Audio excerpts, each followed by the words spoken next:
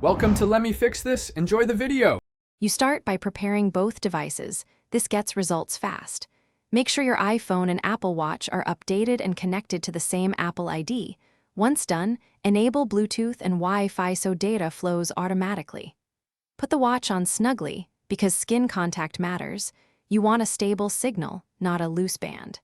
Next, open the Health app on your iPhone and follow the prompts to set up ECG. This links the app to the watch and primes sensors for the next step. Now you configure the ECG itself, step by step. Open the watch app on your iPhone, tap the ECG card, and enter your medical details.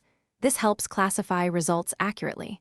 Follow the consent screen and answer questions about pacemakers or other conditions because the algorithm adjusts accordingly. Once you save settings, the ECG app will install to the watch. Make sure the app icon appears before proceeding. If the app doesn't show, restart both devices and check to capture your ECG. Sit and rest your forearm on a flat surface, then open the ECG app on the watch. When prompted, touch and hold the digital crown with a finger from your opposite hand.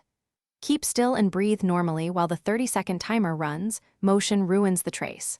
Once complete, you'll see a rhythm classification and the trace is saved to health. If you get a failed reading, clean the watch back and skin, adjust tightness, and try again. Restart devices if repeated failures occur.